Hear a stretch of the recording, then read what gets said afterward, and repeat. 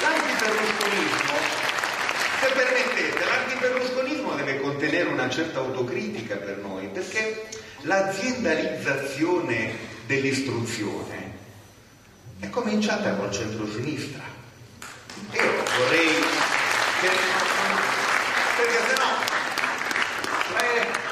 anche culturalmente, pensate il giorno in cui io ho cresciuto 5 nipoti, pensate la volta in cui mi hanno portato la pagella e non ho trovato più i voti, miei nipoti, e ho visto che giovani erano già o creditori o debitori, e che attraverso quel sistema di valutazione, ma guardate, attraverso quel sistema di valutazione imparavano lentamente, in forme subliminali, che la società e il mercato sono un'equazione. Che cos'è la società? È il mercato. Che cosa significa essere cittadino? Significa essere possibilmente un creditore, se va male un debitore. Ma badate, noi siamo stati succubi, subalterni culturalmente a una certa idea della riorganizzazione efficientistica, si diceva meritocratica, tanto diciamo per mettere una foglia di fico, sull'aziendalizzazione. E anche la sanità abbiamo immaginato che dovesse essere governata con una logica aziendalistica. Lì un capolavoro. Per cacciare la politica abbiamo fatto le aziende e siamo riusciti a coniugare il peggio della lottizzazione politica col peggio di un aziendalismo, diciamo, deteriore.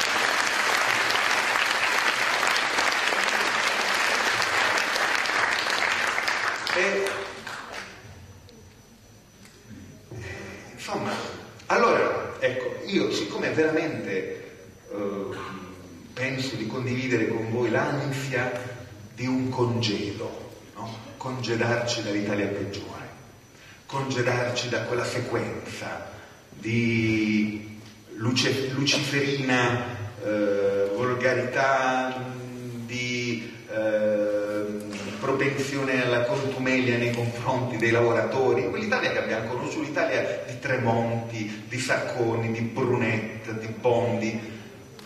Siccome veramente ci vogliamo concedere da questa Italia, dobbiamo seppellire il berlusconismo, ma compagni e compagni, il berlusconismo non è una proprietà privata del centrodestra.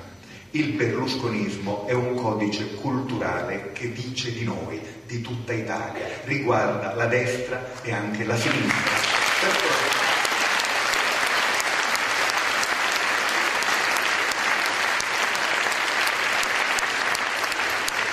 Ecco, allora penso che dobbiamo ricominciare, dobbiamo aprire un cantiere. Dobbiamo confidare nel fatto che è matura la domanda di cambiamento nella società.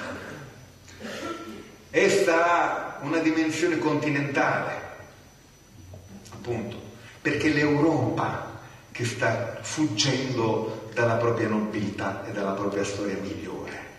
È l'Europa d'Atene che sta paradossalmente negando che nella modernità ci possa essere la democrazia. O è democratico un paese nel quale il popolo elegge un Parlamento nuovo, vincono i socialisti, fanno un nuovo governo e poi si presenta la Banca Centrale Europea e il Fondo Monetario Internazionale e gli dicono: ho fatto questa riforma, chiamano riforma ogni tipologia di macelleria sociale, tanto che bisognerebbe veramente riesumare il significato autentico delle parole, perché se non fate così, se non tagliate gli stipendi del pubblico impiego, le pensioni, non rinunciate a pezzi considerevoli di welfare, noi vi mandiamo nel precipizio del default. È così in Gran Bretagna, dove abbiamo visto una piccola sequenza che sembrava un remake di cose che rimandavano alla Parigi del 1789. L'automobile del principe Carlo e della sua consorte, ma guardate, la fotografia sono sempre maleducati quelli dei movimenti. La fotografia era impressionante, un turbamento perché appunto era dai tempi della rivoluzione francese che uno non scuoteva un principe o un monarca per dirgli: oh, quello che accade in Francia, io ho visto le manifestazioni a Parigi, una quantità di scioperi generali proclamati da tutte le sigle sindacali, lo dico perché in Italia soltanto parlare di sciopero generale ti dà la sensazione di dover ricevere un avviso di garanzia.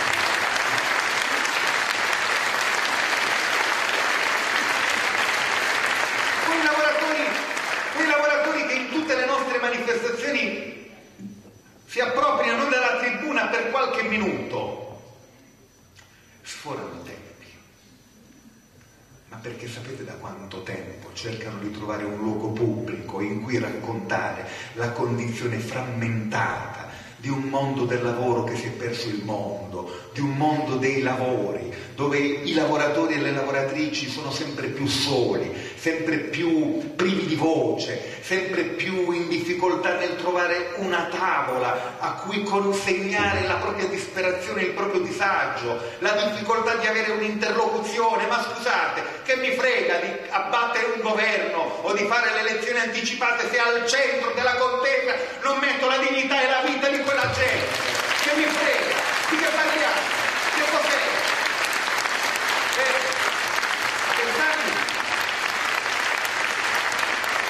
A Bersani che dice: piuttosto che parlare di primari parliamo di lavoro, io dico sì, bene, sono in attesa di sentire una parola su Marchionne.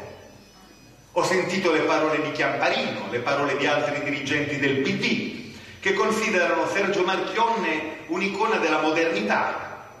Siccome io penso che Marchionne sia il protagonista di una poderosa modernizzazione regressiva, quella che porta in forme nuovissime, in technicolor, in forme cibernetiche, telematiche, metteteci tutte le parole che volete, ci riporta all'800, ci riporta alla condizione nella quale appunto viene spappolata la classe lavoratrice e viene ridotto a una somma di singolarità senza potere contrattuale. Non hai un giudice se vieni maltrattato, ma c'hai un arbitro. Non hai più uno statuto dei tuoi diritti, perché i diritti non sono più in capo al lavoratore e alla lavoratrice. I diritti sono in capo al lavoro, e siccome il lavoro è proprietà privata del mercato e dell'impresa, oggi i diritti sono quelli dell'impresa e non quelli del lavoratore. È cambiata la costituzione materiale del nostro paese. È una repubblica televisiva fondata sul diritto al licenziamento e sulla trasformazione del lavoro in una funzione neoservile. Questa è la verità. Oh, scusate, non so, i racconti dei lavoratori, quando i lavoratori ci raccontano per me, che ho fatto per tanti anni il giornalista, e qualche volta ho voluto raccontare quelle cose che ascoltavo, e ho ascoltato cose in teatri di guerra e nei mondi dei campi profughi, nelle vicende desolate del terzo mondo, ma quando ho sentito i lavoratori tante volte in Italia raccontarmi dei muscoli spezzati, questa espressione mi ha sempre impressionato molto. E quando poi mi hanno raccontato che uno studio di medici commissionato dalla CGIL ha dimostrato che un lavoratore che vive in uno stabilimento Fiat, che entra a 20 anni in quello stabilimento, all'età di 30 anni ha la condizione psicofisica di un cinquantenne. Cioè 10 anni della vita in fabbrica si mangiano 30 anni della vita ordinaria di una persona. Ma si può parlare di questo? A quelli che mi dicono modernità, che ripetono come in una specie di attività onanistica permanente, no? Quelli che modernità. Ma la modernità non doveva significare che la gente poteva lavorare soffrendo e faticando di meno, visto che ci sono le tecnologie, visto che c'è il progresso scientifico. La modernità non significa attenuare il tasso di dolore e di alienazione nel mercato del lavoro, o soltanto una modernità dal lato tuo, che è la possibilità di serializzare lo sfruttamento. di costruire una industria planetaria, a rete transnazionale, che è in grado di fare delle cose strepitose, come mettere in contrapposizione, in competizione 3 miliardi di operai della fabbrica globale di Cindia, India e Cina, con 500 miliardi di operai dell'Europa e del Nord America, no? Di metterli in competizione. E noi, che abbiamo fatto le guerre per l'esportazione dei diritti umani, di fronte al cancello di una fabbrica cambiamo vocabolario, perché in Cina, dove i diritti umani li violano con una certa professionalità, sapete cos'è stato il fenomeno dei suicidi operai in tutto il Guangdong e poi nella Cina, a cominciare dai suicidi di massa che ci sono stati a Shenzhen, nelle manifatture di Shenzhen. Quella diventa un modello per cui noi faremo come la Cina. Da ragazzino non lo dicevamo, però avevamo altre idee, pensavamo un'altra cosa, non pensavamo che il cinese sarebbe stato Marchione e che la Cina sarebbe stato un modello disumano di turbocapitalismo con pure l'aggregato della dittatura del partito unico. Che sfiga, tutte le cose insieme, diciamo. Ci vuole anche un po' di giustizia in quel paese. Ma per dire, qui siamo. Cos'è il progetto di alternativa? È discutere di questo o no?